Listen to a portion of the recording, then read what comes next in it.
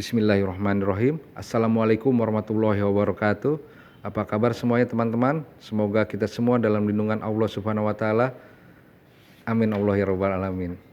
Tadi malam saya mendapatkan informasi yang menarik dari Ampuri sebagai asosiasi PPU di Indonesia, salah satu PPU di Indonesia ya, mengenai rencana pembukaan umroh 1 November 2020. Di situ tertulis ada 18 poin yang insya Allah akan saya bacakan untuk menghindari terjadinya disinformasi. Itu ada 18 poin. Yang pertama adalah 1. Berumur 18 sampai 50 tahun. Artinya jamaah ini harus berumur 18 sampai 50 tahun pada saat keberangkatan nantinya. Di atas itu tidak akan keluar visanya.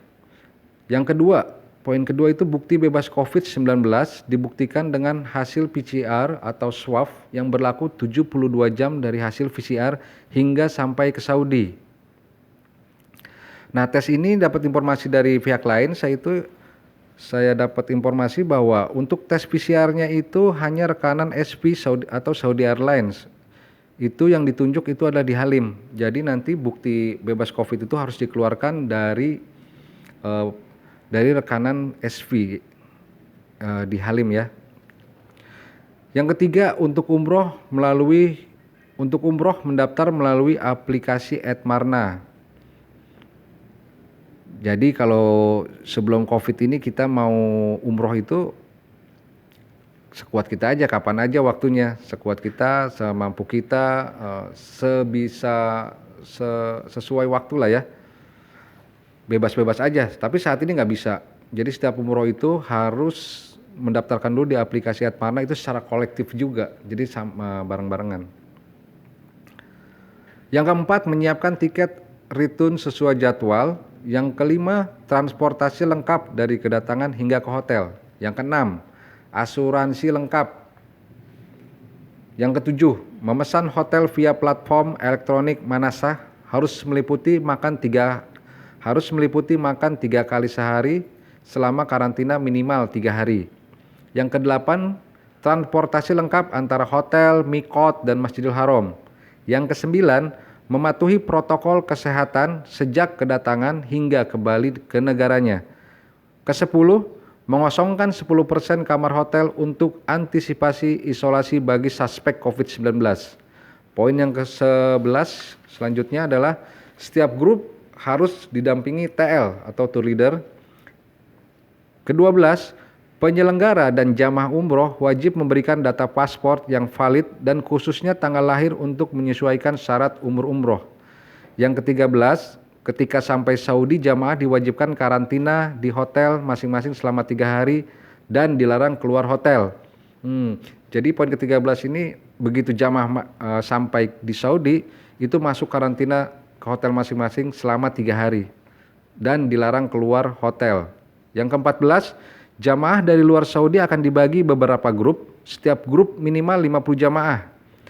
Dan poin ke-15, sekamar maksimal, nah ini menarik nih, sekamar maksimal 2 orang dan wajib menjaga jarak minimal 1 meter. Satu kamar hanya 2 orang dan jaga jarak minimal 1 meter. Yang biasa satu kamar ini diisi 4 sampai 5 orang, sekarang hanya 2 orang. Menariknya kenapa? Ini mengenai kosnya berarti lebih. Yang ke-16, dilarang jamuan prasmanan di hotel. Nah, ini juga menarik juga. Jadi seperti biasanya umumnya kita jamaah akan makan di restoran hotel itu berbentuk prasmanan. Mungkin di Covid ini nanti akan berbentuk nasi box atau sejenisnya ya. Poin ke-17, bis diisi 40 sampai 50% dan setiap bis 1 guide. Bis biasanya diisi 40 sampai 45 orang. Sekarang harus diisi 40 sampai 50%. Artinya dalam satu bis itu harus 20 sampai 22 orang maksimal. Yang biasanya diisi 45, sekarang diisi 20 jamaah beserta guide-nya itu. Dan yang poin terakhir adalah info tambahan untuk umroh masa pandemi. 1. VAT hotel 30%. Kedua, BRN asli untuk hotel dan transportasi. Yang ketiga, sementara hanya menggunakan maskapai Saudi Airlines. Yang keempat, sementara hotel hanya bintang 4 dan 5. Poin ke-18 ini menerangkan untuk sementara menggunakan maskapai Saudi Airlines saja. Jadi nggak ada maskapai lain yang bisa masuk ke Saudi. Kayak Etihad, Oman, Emirat, udah nggak bisa masuk lagi ke sana. Nah, jadi itu adalah 18 poin dari Ampuri mengenai umroh COVID-19 ini. Tapi saya juga dapat informasi tambahan itu dari, sebentar saya lihat dulu, itu dari Iskandaria Group mengenai pengajuan umroh, mengenai pengajuan visanya ya, bukan umrohnya tapi visanya.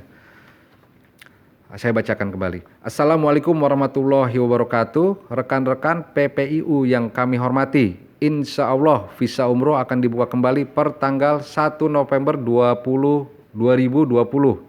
Beberapa hal penyesuaian kebijakan pengurusan visa umroh sebagai berikut. 1. Kuota visa dibatasi hanya 10.000 per hari untuk seluruh dunia. Kemungkinan untuk Indonesia mendapat porsi kuota 700 sampai 1.000 per hari. Yang kedua, pengajuan visa dengan sistem booking di provider. Kemudian provider request di sistem untuk mendapat tanggal keberangkatan. Yang ketiga, pengajuan visa minimal 50 pak per grup. Pengajuan visa minimal 50 pak per grup. Yang keempat, setelah mendapatkan kuota visa, maka PPIU punya waktu maksimal 24 jam untuk input manifest dan data tiket.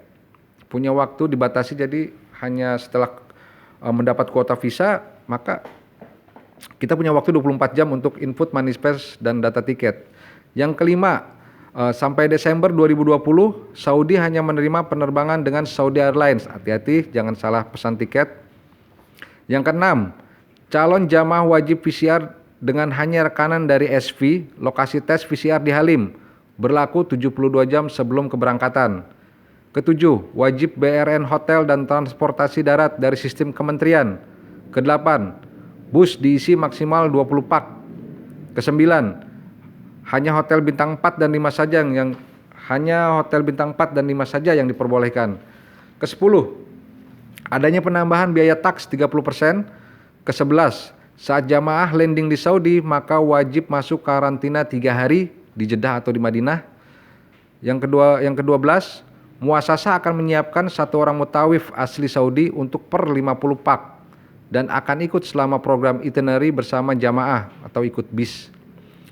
Yang ke-13 itu jamaah hanya diperkenalkan 1 kali umroh, melakukan tawaf, sa'i dan tahallul. Sementara dibebaskan untuk sholat 5 waktu di Masjidil Haram. Yang ke-14, usia jamaah diperbolehkan adalah 18 sampai 15 tahun. Diperbolehkan 18 sampai dengan 50 tahun. Demikian Bapak, Ibu-ibu rekan PPIU, silakan ajukan manifest Bapak Ibu untuk kami proses visa umrohnya. Semoga Allah memudahkan semua urusan kita, amin. Ini surat dari Iskandaria Group mengenai pengajuan visa. Isinya sih sama dengan Ampuri, cuman ada beberapa poin yang berbeda. Itu adalah penambahan poin ya, bukan berbeda, tapi ada penambahan itu pengajuan visa minimal 50 orang tuh. Yang keempat itu visa setelah kuota visa keluar, PPIU wajib 24 jam untuk harus input manifest dan data tiket. Jadi harus cepat.